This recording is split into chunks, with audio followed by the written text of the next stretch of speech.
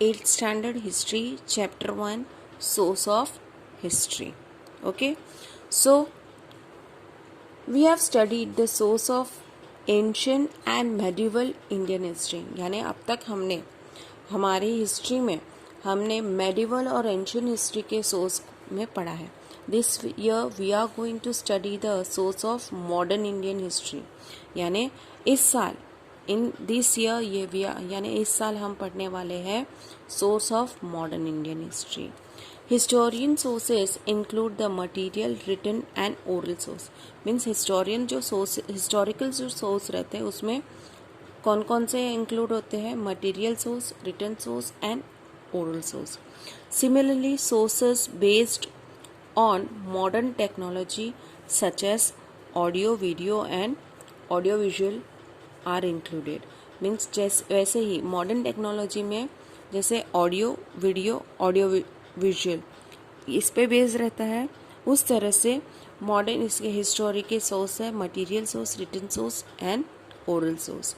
Okay, so material source क्या है वो हम देखेंगे. See material various object, monument, place, coins, sculpture etcetera can be included in the material source of history. यानी excavation के दौरान जो भी बड़े बड़े मॉन्यूमेंट्स है, जगह है, कॉइन्स या स्कल्पचर जो भी पाया गया है उसको हम मटेरियल सोर्स मानते हैं. So material buildings and places. Okay, ये क्या है देखो. The period of modern Indian history is believed as period of European especially the British rule and governance of princely state. कहते हैं कि जो मॉडर्न इंडियन हिस्ट्री है ऐसा माना जाता है कि it is a period of European and specially of Britishers and princely states का राज्य था. In this period various building, bridges, roads, water supply system, functions etcetera, foundations etcetera. Means इस पीरियड में बहुत सारे ऐसे बिल्डिंग्स है, ब्रिजेस है, वाटर सप्लाई सिस्टम्स है, ऐसे बहुत सारे हैं. सो ऐसे बनाए गए build. These buildings include the government offices. ये बिल्डिंग जो है वो government offices, residence of officers, government officers के रहने की जगह, leaders and revolutionaries. Okay, places of rules of princely state, forts, prisons etc. यानी जहाँ पे प्रिंसली स्टेट्स है वहाँ पे फोर्ट्स, प्रिजन्स ये सब बिल्डिंग्स होते हैं. Amongst this monuments many buildings are intact even today. Means इन सब मॉन्यूमेंट्स में से बहुत सारी ऐसी बिल्डिंग्स है जो अब आज भी पाई जाती है. Whereas some are converted into the museums. और ऐसी बिल्डिंग्स में कुछ कुछ को तो म्यूजियम में कन्वर्ट किया गया है. For example cellular Jail in Andaman. यानी अंडमान की जो सेल्यूलर जेल है वो एक एग्जाम्पल है वैसा ही. While visiting this site we get information about the contemporary history. Means इस साइट पे हम जाएंगे तो हमें कंटेम्प्रेरी हिस्ट्री के बारे में पता चलता है. So architectures, nature of monument and also the economic condition of that particular period. Means यहाँ जाके वहाँ के आर्किटेक्चर कैसा था, नेचर ऑफ मॉन्यूमेंट्स कैसा है और इकोनॉमिक कंडीशन कैसी थी उस वक्त भी, उससे पता चलता है. Just as during the visit to Cellular Jail in Andaman we get information about the revolutionaries work of V.D. Savarkar. कहता है कि जब हम सेल्यूलर जेल में जाते हैं तो हमें वहाँ पे वी.डी. सावरकर के रेवोल्यूशनरी वर्क जो किए गए उसके बारे में पता चलता है. बाय विजिटिंग मणि भवन इन मुंबई और Sevagram Ashram at Wardha we get information about the history of Gandhian era. तो बोलता है कि मणि भवन इन मुंबई और सेवाग्राम आश्रम एट वर्धा, वहाँ जाएंगे तो हमें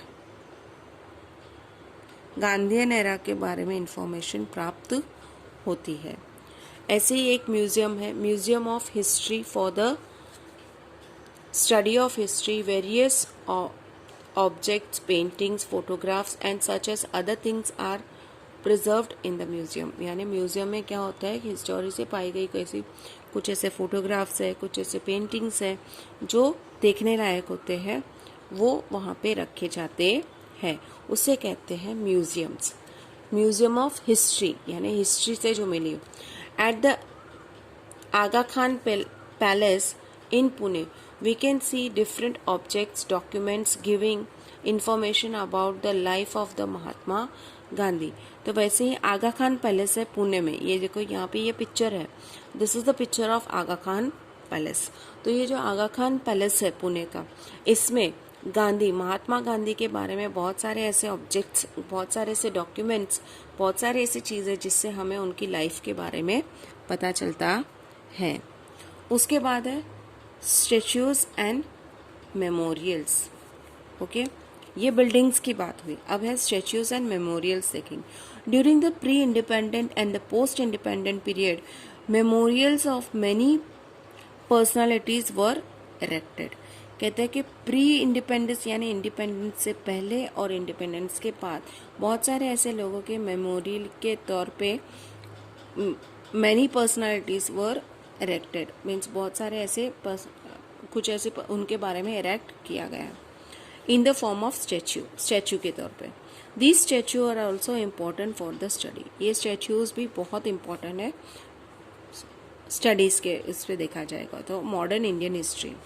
the various statues provide information about the contemporary rules and elements personality. Means बहुत सारे ऐसे जो स्टैच्यूज है उनसे हमें कंटेम्प्रेरी रूल्स और उनकी पर्सनालिटीज के बारे में पता चलता। The display play on the statues gives us information about the full name of the concern person, birth and death details, brief information about their contribution and biographical sketch. यानी और जो स्टैच्यूज रहते हैं उनके नीचे कुछ लिखा रहता है, इन्फॉर्मेशन दी गई, उसमें क्या दिया रहता है, उनके डेट, उनका birth date, name of that person, उनकी डेथ डिटेल्स और उनके बारे में उन्होंने क्या कंट्रीब्यूशन दिया है, उनकी बायोग्राफिकल स्केच उसके ऊपर लिखा होता है।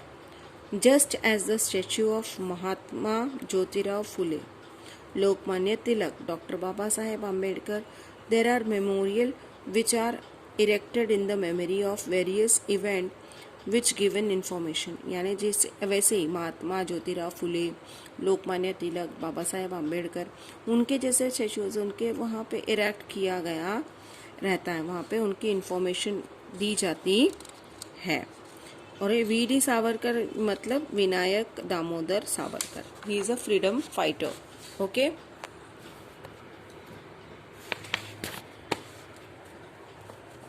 about the concerned event, period, people related to the event, etc. For example, हुतात्मा स्मारक at various place, means बहुत सारी जगह पे ऐसे हुतात्मा स्मारक बनाए गए हैं। ओके, सो ये थे हमारे मटेरियल सोर्स। मटेरियल सोर्स में क्या क्या आता है, बिल्डिंग्स, मॉन्यूमेंट्स, स्टैच्यूज, मेमोरियल्स, ये सब बिल्डिंग सोर्सेस जो है वो आते हैं। उसके बाद हम देखेंगे रिटन सोर्सेस। ओके।